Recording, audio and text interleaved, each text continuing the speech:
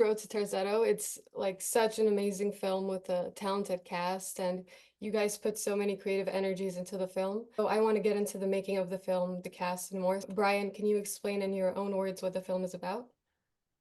Yeah, it's basically about three brothers that never met, and they're getting an inheritance from their estranged father, and it's the journey to their relationship and their connection on the way to their inheritance.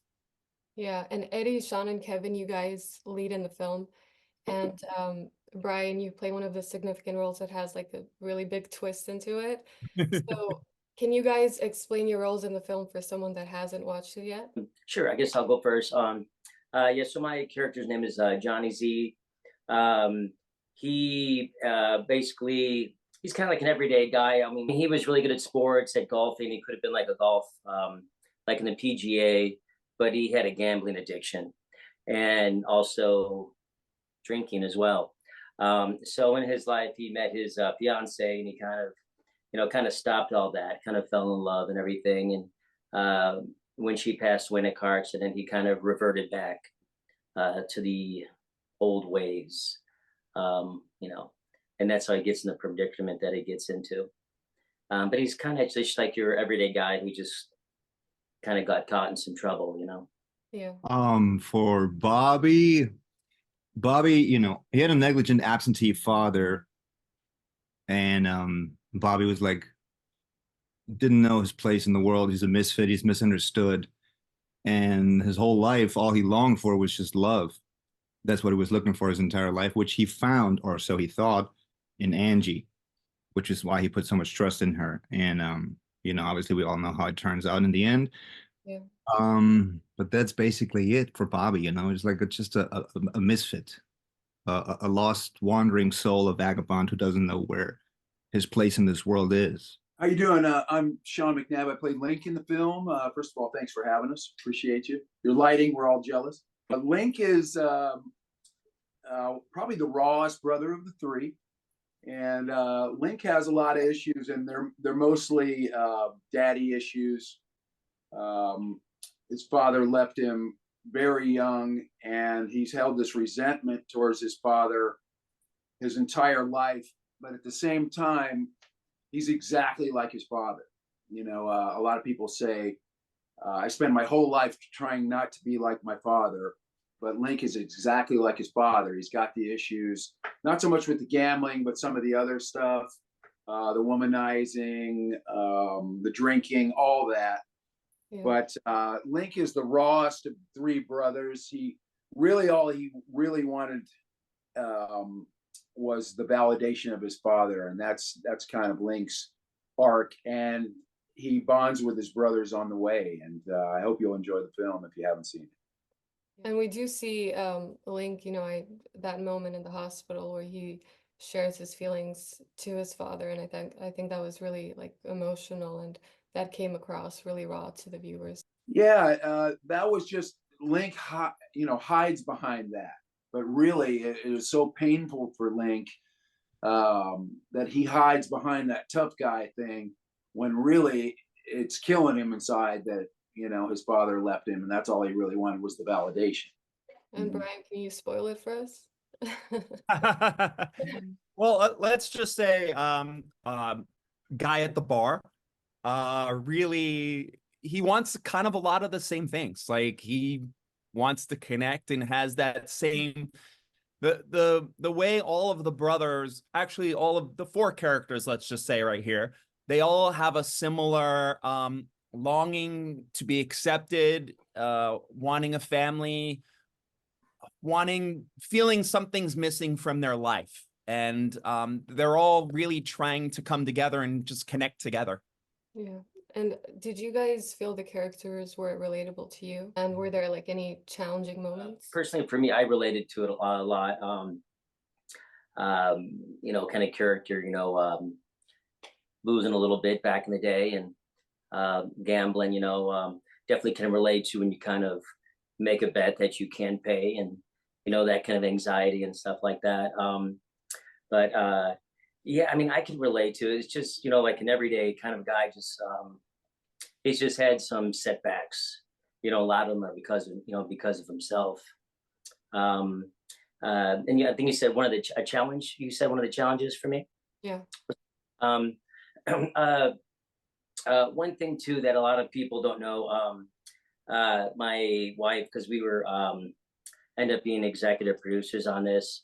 But on the first night, we found out she had lung cancer. So for me, and even doing this in the little time we did, and not sleeping, it was just challenging, just internally and everything, and dealing with that. And so, even the scene that I love with Sean and I sitting on the bench, that was, that was really raw and really sincere and stuff like that. So that was, it was, well, challenging. Yeah, I just took it internally and just, it kind of flowed. Yeah. Thank you for sharing that. And I'm sorry Thank to hear. I pray that everything gets better. So Thank you. I hope it will. Yeah, relatable. I feel like every character, like you have to be able to relate in order to play any kind of character and find the empathy within the part. Yeah. So for me, it's like for every character, and with Bobby too, I sprinkle a little bit of my own life into it, mixed with imagination or what I observe out there in the world. Mhm.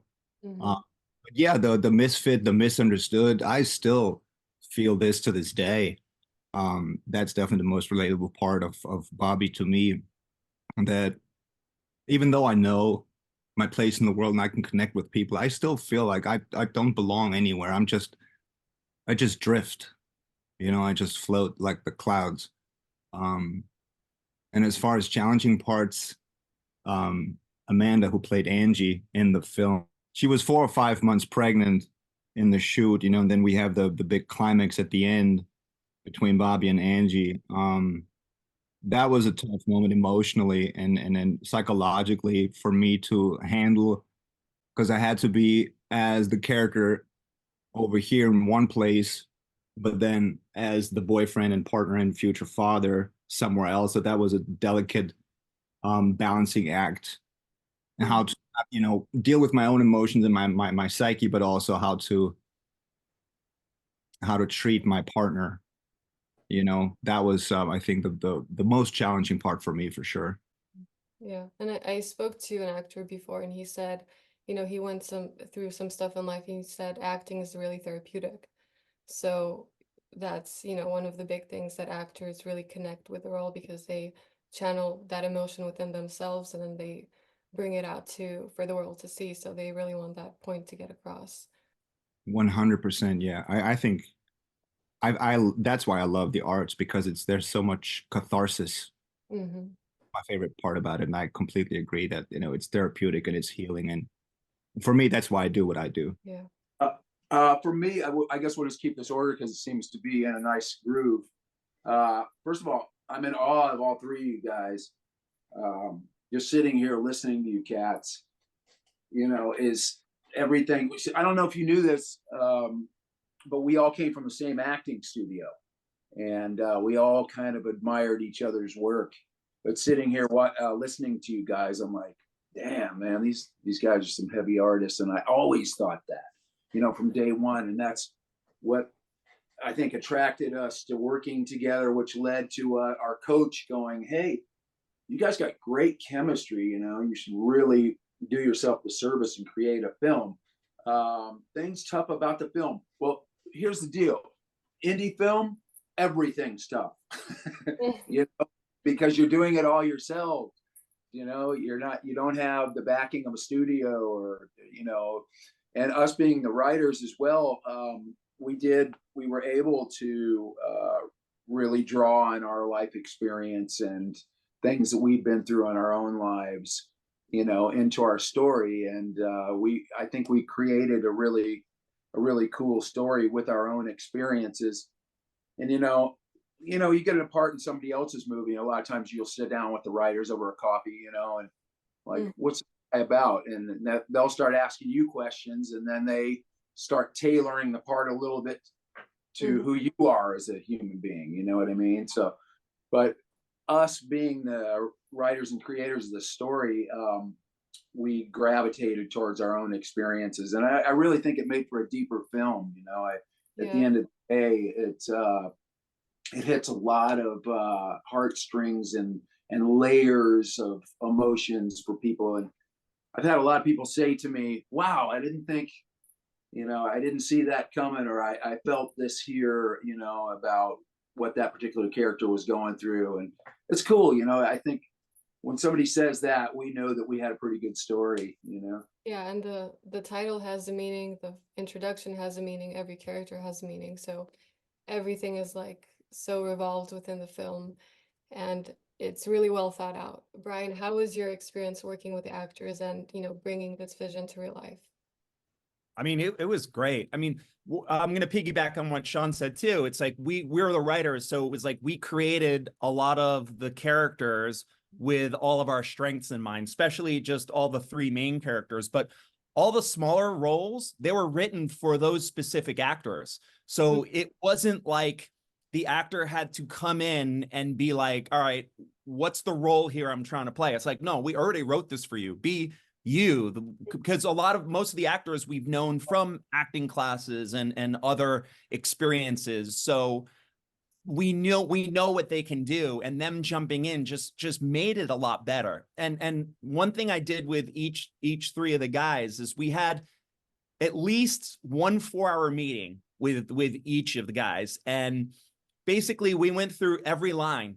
And I wanted to be like, you know, with Eddie's character, with Johnny, I'm like, all right, would Johnny say this here? How would Johnny react here? How would Johnny say this? And there was so much feedback, because even though we all wrote it for ourselves, once we're just like really working on the character, there's so many little things like, I don't know if I would say that here or this. So I just wanted to make sure like every actor was really comfortable in every line they were saying. And there were a lot of things that came out in just those meetings that we just added in, and it was great. Like with Kevin's character, with like the smashing the cherry, like, you know, it was such a great, cool line. I was just like, what? Okay, fine, let's do it. But it works great in the film. Because I think that line too, when Kevin, your character, hits him and you have that smash with a cherry, it's great, because then we have Linc's character look at him, and it's that moment right there. He has this guy's a little weird, I kind of like him, and we kind of feel that as viewers, and it kind of worked really well generically. You know, Eddie had the idea of writing something for all of us, and he wanted to write something for 4 of us, and I just did my first short film before this, and the thing is, I was acting in it too, which I didn't really get to experience directing, because there were things that I wanted to see, but as an actor, I couldn't do all that stuff. So Eddie, I told Eddie, I'm like, all right, if you just write it for the 3 guys, I'll direct it, the short film.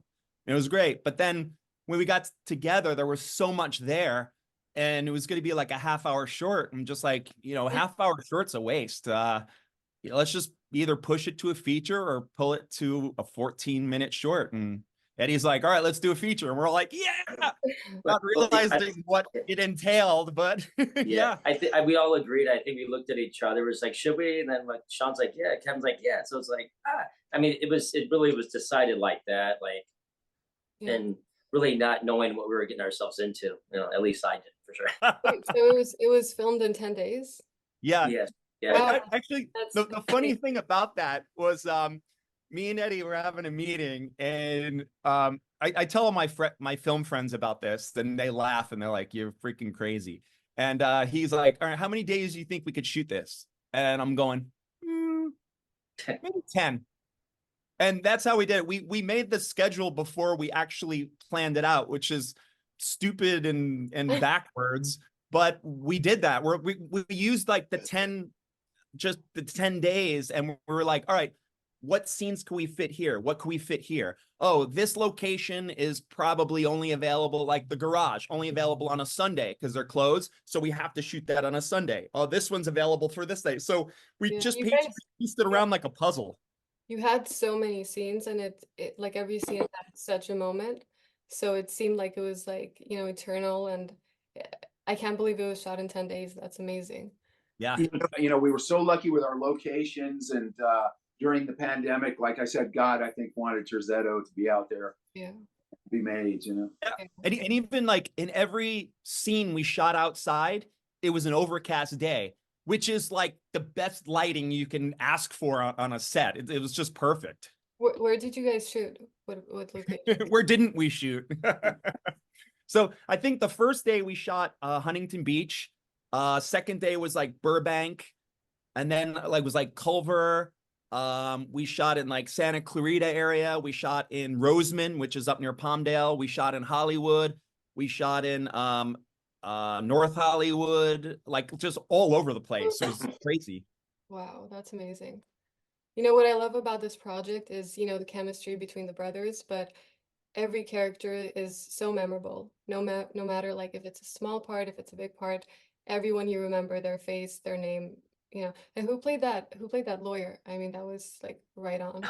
Ben Stranahan. Yeah, he's great. There's so many great characters. There's so many little. I mean, even Sean's scene. I had to say, I love that scene as well. With a little Jaxon and then Margarita. Because you know it's the film. You know, shoot 'em up and that kind of stuff, and guys and stuff. But then you have that tender moment that you see Sean's character. I love that scene every time I see that. To be honest with you, but, you know, yeah, I know one thing like, you know, we tried to do with this is, you know, I was looking at, it was interesting because with the three leads, there's a whole dramatic arc that all three characters have to just kind of like wave together and not kind of cross on each other. And then it could get too heavy at certain points. So I made sure to have characters like, you know, the twins in the garage or even Johnny's character or some of the thugs. I wanted a little comic relief there to kind of lighten up some of those moments, but not too much where it's based out of reality, and moments where it just kind of like it adds, like each character adds to the story of all three characters. And it's just like, I looked at every scene. I'm like, all right, how does this scene move the story forward? Okay, cool. We're working on that. All right, how does this scene? And if there weren't too many scenes in there that didn't really go to the next level. It's like the one compliment that I've heard from it is like, oh, it's over already. It's like, okay, good. It doesn't drag. It kind of goes and moves. And then all of a sudden it's like the climax and it's done. It's like, okay, cool. So I try to really keep it moving like that. There's a lot of things too, where, as you know, there's a few twists in the movie, and I put some Easter eggs and moments in there before. So if you watch it a second or third time, you can pick up on the clues and pick up on hints where like, oh, he said this, or he did say this, or he didn't respond to this, you know? So certain things like that, once you see how certain things happen, you could go back and be like, oh, I was being told this, but I was thinking about something else. Or, you know, instead of just having a twist where you're like, oh, I didn't see that coming. Like everything, if you really look, you could see it coming. Sean, I wanted to get back to you. So you're known for your career in the music industry, and then in films, you're doing all of these amazing films for these past years. I didn't know at first, but I saw you were the music supervisor of the film. And Yeah. the first 5 minutes, you know, that was amazing. That was, you know, that just kicked off the mood to the project. So, you know, what excited you about this project and bringing the music in and all of that process for you? Thank you. And I feel like you're a rock and roller, and Yeah. yes, we salute you. I love Ronnie James too. So. Oh, right on. Yeah. That's very cool. I knew Ronnie for ever since I was 20 years old. You know, I go way back, and I sit on a board for his cancer fund to this day. But I kind of got that rock and roll vibe from you. Yeah, so lucky. You know, I had never scored. I scored some shorts and things like that before, but I'd never scored a feature, so I really didn't know what I was getting into. I just, you know, really, I thought if I've got a bunch of great music, it's going to take a lot of it. And I was able to compose a lot, lean on some of my rock star friends, you know, for songs. Gilby Clarke and Guns N' Roses, Crashing Wayward is a brand new band that's really great. They came in and just knocked it out of the park. But a whole bunch of people, Debbie Holiday. I got to give our director Brian kudos on that. He brought up the idea of using House of the Rising Sun as a song only because it was free domain. and we knew we could afford it, you know. And then I got the idea to have, hey, maybe I'll have my friend Debbie, a girl, sing it. It'll put a different spin on it, and it just created this beautiful thing in the film. You know, after Kevin, Bobby kills Dad, he walks out that door and the song's playing, and it's incredible. But there was all kinds of moments like that, and I really learned a lot about scoring a feature. I leaned on a couple of other music supervisors when I didn't, you know exactly what to do, and I got some really good information. But like I said, it was a learning process. I loved creating, you know, some of the moments, you know, that really work, and I always knew that I had it when like the hair would stand up on my arms, and you know, that was the gauge for me. I'm like, oh yeah, that's working, you know. And so I'm really proud of the music, and you know, like I said, had a lot of help, you know, from our editor, and Brian made some great calls as well. So it really takes a village, but a great experience. Do you guys have any like favorite moments on set or any memorable moments? I guess there's three that kind of really stand out. The one with Sean and I, and then working with Jack McGee. For me, it was very personal. You know, just experiences with my own father. It was just very, for me, very emotional and very personal. The one, of course, with Sean, when we were sitting on the bench, I just felt that was very raw. The whole film was raw anyways. We were tired. It dropped down like 30 or 40 degrees, and we're just like, you know, and still there. That was intense. And then also during that scene, it was by a road. So a car would come by. We're like, all right, do that scene again. All right, do that line again. Oh yeah. And then especially, and then working with Kevin, when we're driving, to let people know, like, so Brian is in a car. We're driving on the road. I have a camera on the front of the car, and then the side. And Kevin and I, like, we didn't even know like when we were supposed to start. Basically, I was like, all right, should we go?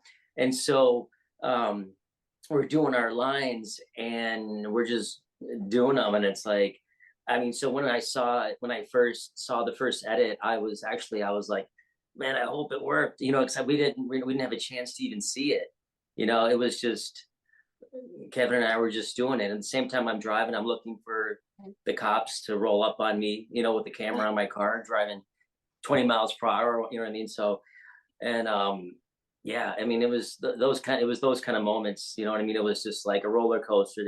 But it was great. It was the adrenaline with everybody too, you know, especially me. I got a little high strung, so you know, but yeah.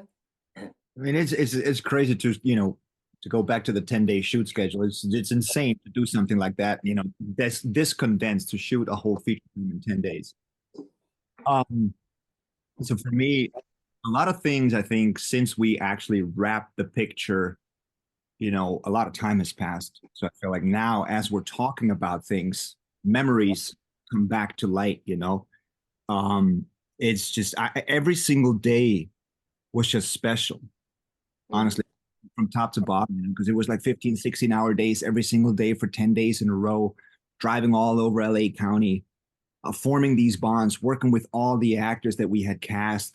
And it was like roughly 80% coming out of the same acting studio. So it was already a family before the film started. But once we wrapped it, you know, that was like, these people are in my heart forever. Yeah. You know, I remember when we were out in, where was the location for Dad's house real quick? Roseman. Yeah. When we were out there, I remember Eddie and I knew it was my last day. So going into that day was really emotional for me, because I knew that was the end for the picture as far as, you know, shooting. And once we did our last take and we knew we had it in the can, I just got out of the car and I looked over that deserty landscape and I just started crying, you know. And I remember Eddie walked up and he stood by my side, and I gave him a big hug and I thanked him and I told him that I loved him and that we fucking did this thing, you know, and we said we were going to do it and we did it. And, you know, to have my girlfriend in the picture who was pregnant at the time, like, everything, when I think about it, is just so special and so dear in my heart that it's an experience like unlike anything else. Wow, that's incredible. Yeah. That you guys have an actual, relationship behind the scenes aside from just Yeah, the film. yeah, and it's it goes deeper than just Yeah. working together, because it's like you don't get to work with people that you already know or are you're friends with before. It's like you just mostly show up on a project, you bond while you shoot a project, and then you wrap and you move on to whatever project is next. But yeah, this is a special bond right here. Yeah, 100%. I'll piggyback off that. I still like cigarettes still smell good to me, like 2 years now.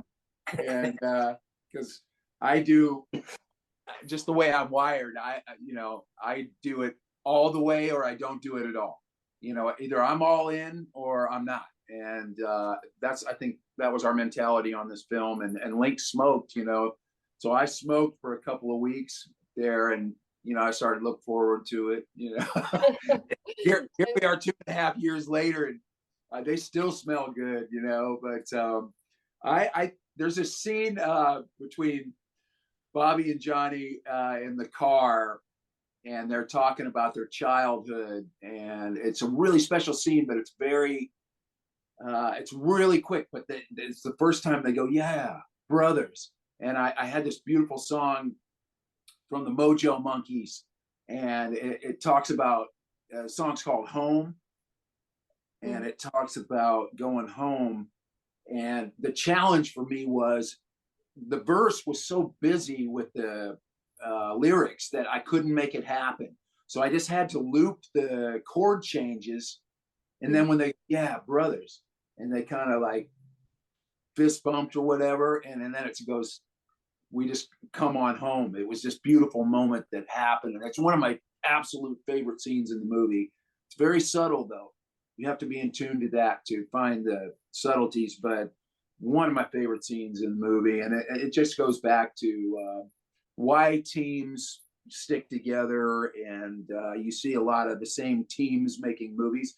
It's like what Kevin said. It's these experiences that we've had, and like they're lifelong, and that's why you see the same people working together. Because of an experience like this on their first film, and that's my story. Do it. Yeah, I picked up on the cigarette smoking. It was like you don't watch a film with too much of that. So I loved the beginning part with Eddie and the guy throwing that cigarette at him, and then it's funny thing. Eddie wasn't acting in that scene. Actually, I wasn't. Brian just said, guys, and I went shout out to Chris Bruno. I mean, he was amazing, by the way, and also he was our stunt coordinator as well, and he just came into the film thanks to Sean. He was amazing. I literally just bought those pants, and I was thinking when he did that, I was like going, I didn't bring the pants. So I was like, I just bought these things, and so that was actually so natural. Some of that, and it was especially with him. I think Brian, you let her know. Remember, you said told Chris not to speak. Which, yeah, of course. Yeah, because the thing is, Chris Bruno likes to talk all the time, so it's like I just told him not to say anything in the scene and let Eddie talk. Yeah, and I'm from Chicago, so yeah. And I listen to myself, but I'm like this, and he's not saying anything. And it was just, I think it just worked perfectly, Did you guys have any other moments you went off script? Yeah, off script. Well, actually, there was the one moment when Kevin is walking through. It's the slow motion shot when he's walking through the hospital, and you see the emergency in the background. Yeah. And it's funny because we shot the scene that follows that we shot the day before. And we just shot the scene of him coming out of the hotel room, and I'm constantly editing all the scenes in my head as we're shooting and piecing it together and realizing how we're telling the story. And I realized that we don't have a transition scene from him leaving the hospital and going into the parking lot. It's just too quick. So the camera was there. I said, let's flip around the camera and do a slow motion shot with him walking right towards the camera. And it was like an in the moment shot. And it actually turns out to be one of my favorite shots we shot. It's so beautiful. And I love that it was just in the moment. And then there are certain shots that I planned that didn't come out exactly how I planned. And those are my favorite shots pre-production, and some of them didn't really happen right. And this one wasn't even in a pre-production shot, and we just got it right. Another one too that I love of Kevin. Kevin has some great moments, and he really does. And he looks amazing on screen. But was with Brian, right, with the tree, the Joshua tree, right? Brian just goes, this looks good. Kevin, do your thing, walk out here. I mean, that wasn't right, Brian. That wasn't planned, right? That was just, let's just drive. If I'm not mistaken. Right? I think that when we went to go scout the location, the woman showed us that tree, and she goes, I love this tree. So I know I wanted to use the tree somewhere. And I was kind of looking around, Steven was looking around, and we just kind of like, you know, like our DP is incredible. Like when we were like looking for this, for DP for this film, there was another DP that I wanted, but he was busy with 2 films that month. So he gave us a whole bunch of DPs that would work for this. And I saw Steven's reel, and there was a shot of a woman coming out of the desert, and it was like the look I wanted. And the funny thing is, the feature he did before Road to Terzetto, the same house we shot in Roseman, he shot there in a feature 4 months before. So it was just a weird coincidence we were able to use that. So he actually knew the area well too, and knew that tree. So we kind of like were able to position and just put the camera up there, and we look through. It's like, oh, this is beautiful. So a lot of the shots, like I would basically tell Steven what I wanted, but he's so amazingly artistic with his shots, and he would just line it up right. And it's like, oh, that's beautiful. Like, you're making me look good. Thank you. Yeah. You know who I think needs like a separate film credit? Who? What? I missed it. Black Betty. Oh, Yeah. You guys should have a separate credit for that, because Absolutely. That's true. because somebody was just online talking about that, and it came from the song and everything. So that just kind of worked out. But that was a neat or organic kind of thing. And the film is doing amazing in film festivals. So how many awards have you guys won so far? I believe it's 20. And then we have our final one, which is actually this Saturday at the Indie Vegas Film Festival at 2:00 at the Orleans Hotel and Casino, the Cinemark. So that's our last hurrah right there. But we have it's 20 like first place ones, and then we have various second place and runner-ups and all that too. So yeah, we have a good amount. And do you guys have any other film news or personal projects to share? Actually, a couple of things. I have with our editor, who was amazing as well, Kirk Demorest. I have a short film with him called The Madison Crush. It's like a romantic comedy drama. It's going to play just before Road to Terzetto this Saturday in Vegas. And then Kevin and I are also in an amazing project called Jaxon. What Kevin, you want to explain too? Yeah, I mean, it was such an incredible experience we shot in Pittsburgh. Kevin, if you want to talk about it, yeah, I mean, it's well, the project Eddie mentioned is called Jason Todd, which is it's a DC fan film, but it's a feature film, also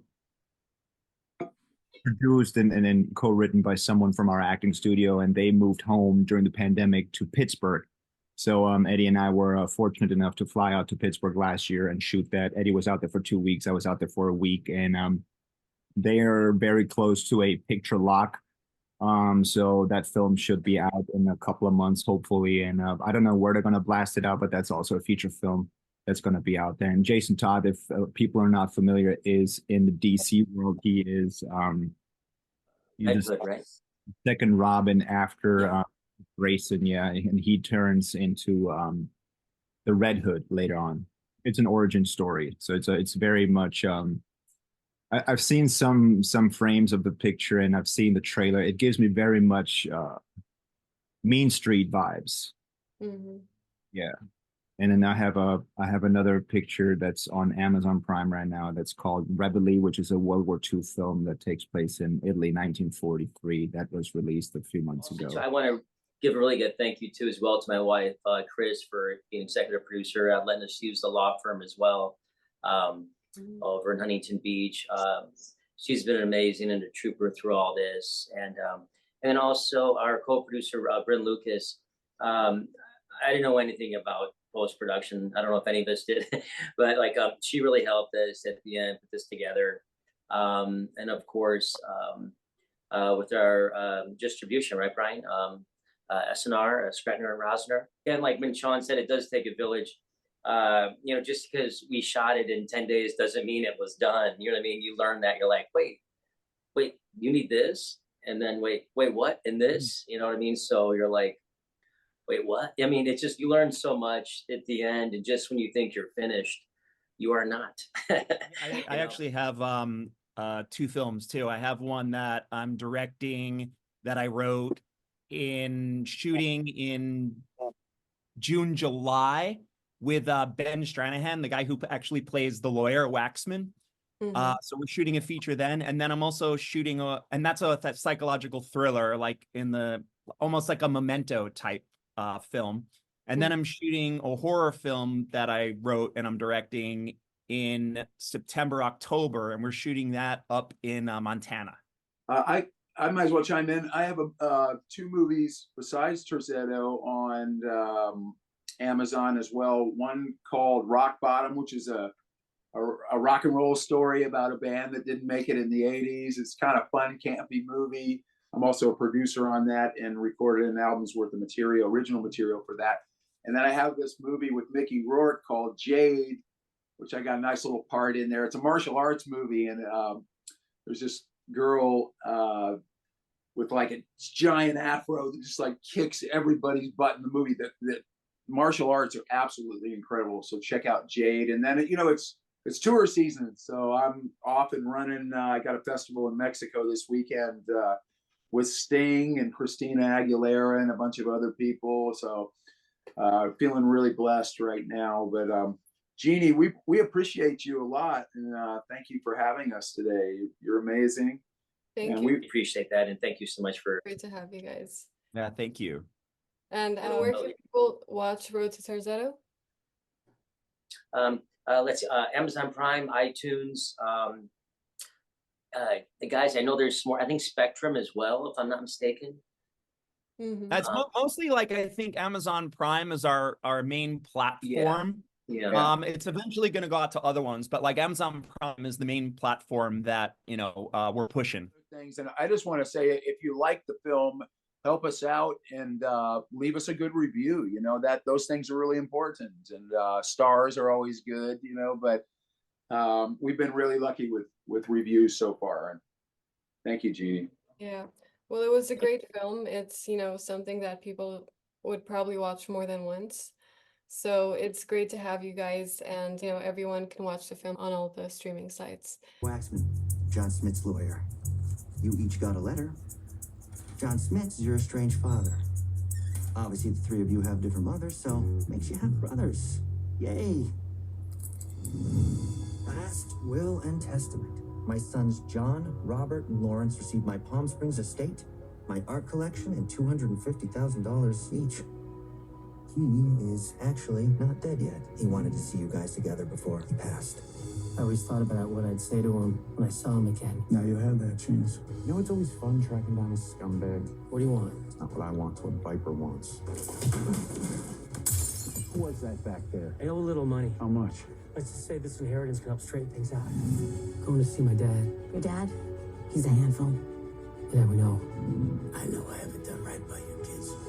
No boys deserve to be treated like that. I just want to let you know that the key to your happiness is behind the road to Terzetto. Road to what? To Terzetto. Should we all ride together? Have a little bonding trip? Brothers. We're brothers. You boys give us a ride? Yeah, sure, hop in. Here's the brothers, here's the sisters. All I ever wanted was for him to tell me that he was proud of me. If he knew you, he definitely would be. Looks like Mr. Johnny just came in for $250,000 large. We need to go out there. What are they doing here? You think they're following us? I don't know, but I don't want to find out. So what are you, the hole master? Charging you to dig in the holes? Yeah. Come on, man, we gotta go. I gave you 24 hours. And we're long past that deadline. Guys, everyone has a gun but me? Like that. Safety scissors.